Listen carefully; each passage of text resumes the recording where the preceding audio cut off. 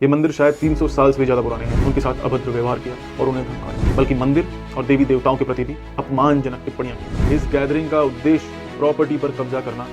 रामदूत restores ने तुरंत शांतिपूर्ण गैदरिंग को सस्पेंड करने का निर्णय लिया, परंतु करोड़ों लोगों की आस्था को अपनी जमीन पर स्थापित करते। नमस्कार, मेरा नाम सौभाग्य दुबे। मैं भारत के सर्वोच्च न्यायालय में अधिवक्ता हूँ।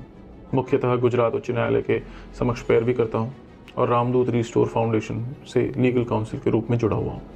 आज मैं आपके सामने अहमदाबाद के खाड़िया में हुई संपूर्ण घटना का तथ्य रखना चाहता हूँ। हाल ही में फाउंडेशन को खाड़िया अहमदाबाद में स्थित 2 पुराने मंदिरों के बारे में पता चला। ये मंदिर शायद 300 साल से भी ज़्यादा पुराने हैं और ऐसे जागृत मंदिरों की ऐसी दुर्दशा देख के रामदूतों ने निर्णय लिया कि इन मंदिरों का रिस्टोरेशन का काम जल्द ही करना चाहिए। स्थिति को और गंभीर बनाने वाली बात यह थी कि ये मंदिर ऐसी भूमि पर स्थित थे जो सामान्य लोगों के लिए एक्सेसिबल नहीं थी। इसलिए फाउंडेशन ने तुरंत ही इस मंदिर के मालिक एवं आसपास के लोगों के सपोर्ट की अपील की। परंतु जब कोई सपोर्ट नहीं प्राप्त हुआ तो वॉलंटियर्स को ग्राउंड पर भेजा गया, केवल एक उद्देश्य के साथ कि ओनर्स का पता लगाया जा सके, स्थिति को समझा जा सके और यह पता लगाना कि क्या इन मंदिरों का लॉफुल रिस्टोरेशन संभव है या नहीं। वॉलंटियर्स ने ओनर्स की पहचान करने और उनसे संपर्क करने का पूर्ण प्रयास किया। स्थानीय लोगों ने वॉलंटियर्स को बताया कि मंदिर लंबे समय से बंद है और ओनर्स उसे रिस्टोर कराने में इंटरेस्टेड नहीं है। लेकिन जब हमारे वॉलंटियर्स ग्राउंड पर यह जानकारी प्राप्त कर रहे थे तब स्थिति हॉस्टाइल हो गई। स्थानीय क्षेत्र के कुछ लोगों ने कथित रूप से हमारे वॉलंटियर्स को रोका, उनके साथ अभद्र व्यवहार किया और उन्हें धमकाया। और इससे भी अधिक चिंताजनक और शर्मजनक बात यह थी कि इस कन्फ्रंटेशन के दौरान कथित रूप से केवल वॉलंटियर्स के विरुद्ध ही नहीं बल्कि मंदिर और देवी देवताओं के प्रति भी अपमानजनक टिप्पणियां की गई। हमारे वॉलंटियर्स ने इस पूरे घटनाक्रम के कुछ फोटोग्राफ्स और वीडियोस रिकॉर्ड किए। बाद में उन्हीं वीडियोस और फोटोज का यूज करके एक सोशल मीडिया रील बनाई गई जो काफ़ी तेजी से सर्कुलेट हुई। इस घटना पर लोगों की प्रतिक्रिया स्वाभाविक रूप से काफ़ी तीखी थी। इसके बाद रामदूतों ने मंदिर परिसर के आसपास शांतिपूर्ण गैदरिंग करने पर विचार किया, लेकिन मैं यहाँ एक बात बिल्कुल स्पष्ट करने लगा। इस गैदरिंग का उद्देश्य प्रॉपर्टी पर कब्जा करना नहीं था। उद्देश्य प्रीमाइसेस में जबरन प्रवेश करना नहीं था। उद्देश्य ओनर्स के साथ कन्फ्रंटेशन करना भी नहीं था। उद्देश्य सिर्फ और सिर्फ इतना था कि लोकल एडमिनिस्ट्रेशन, रेसिडेंट और सभी कंसर्न स्टेक होल्डर्स को इस विषय के प्रति सेंसिटाइज किया जा सके, इन मंदिरों की स्थिति के बारे में जागरूक किया जा सके ताकि इसका कानूनी तौर से रिस्टोरेशन संभव हो सके। लेकिन इससे पहले कि यह गैदरिंग हो पाती, सिचुएशन बदल गई। कथित ओनर्स सामने आए और वॉलंटियर्स के विरुद्ध खाड़िया पुलिस स्टेशन में कंप्लेन की गई। रामदूतों के अधिवक्ता के रूप में मैं एक बात बिल्कुल स्पष्ट करना चाहता हूँ। फाउंडेशन कभी भी अपने वॉलंटियर से अपेक्षा नहीं करेगी कि वे किसी अनावश्यक लीगल या फिजिकल डेंजर में स्वयं को डालें।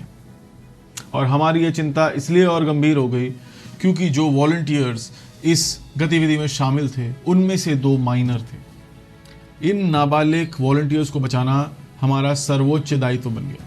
उस समय हमारे सामने एक बहुत सिंपल सी चॉइस थी। या तो हम सिचुएशन को एस्केलेट कर सकते थे और सोशल मीडिया माइलेज ले सकते थे, या फिर रिस्पॉन्सिबल फाउंडेशन संस्था की तरह पीछे हट सकते थे। हमने जिम्मेदारी को चुना। रामदूत रिस्टोर्स ने तुरंत शांतिपूर्ण गैदरिंग को सस्पेंड करने का निर्णय लिया।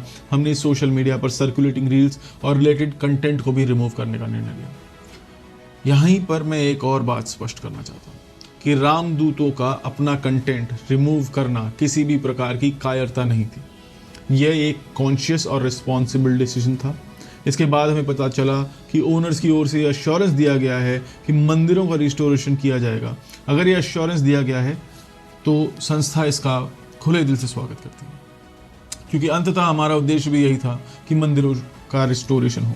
परंतु अभी भी जो समस्या है वो खत्म नहीं हुई, क्योंकि ओनर्स ने रिस्टोरेशन की कोई टाइमलाइन या फिर सामान्य लोगों को दर्शन करने की कोई भी अनुमति नहीं दी। यहाँ एक और महत्वपूर्ण सवाल आता है जिसे नज़रअंदाज करना नामुमकिन है।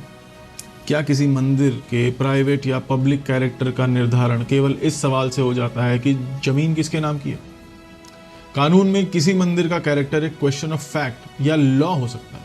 इसमें मंदिर का इतिहास, उसका डेडिकेशन, उसका मैनेजमेंट, उसका उपयोग, किस प्रकार से होता रहा है, या फिर वो पब्लिक है या लोगों को वहाँ जाने की अनुमति थी या नहीं, मालिकों का अधिकार वगैरह वगैरह, बहुत सारे फैक्टर्स और वेरिएबल्स रेलेवेंट हो सकते हैं।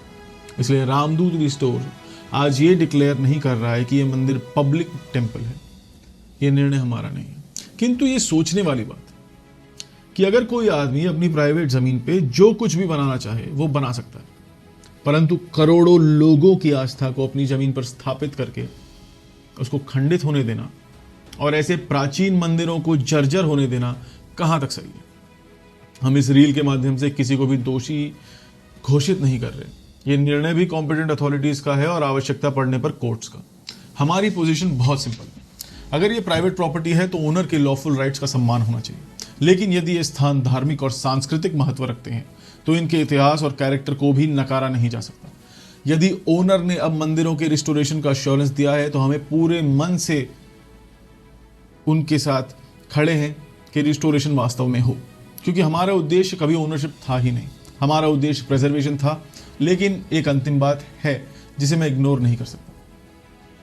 जो वॉलंटियर्स वहां गए थे कोई अपराधी नहीं थे। वे ऐसे सिटीजन्स थे जो हमारी हेरिटेज के रिस्टोरेशन के विषय में जानकारी प्राप्त करने गए थे। उनमें से 2 माइनर्स थे। वे जागरूक थे, वे हम सबसे ज्यादा जागरूक थे। इसलिए जब ऐसी कंप्लेंट की जाती है और उसके बाद इनोसेंट वॉलंटियर्स को थ्रेट्स, इंटिमिडेशन या पोटेंशियल लीगल एक्शन का डर बताया जाता है, तो फाउंडेशन का यह अधिकार नहीं बल्कि जिम्मेदारी है कि वे अपने वॉलंटियर्स की सेफ्टी को प्राथमिकता दें।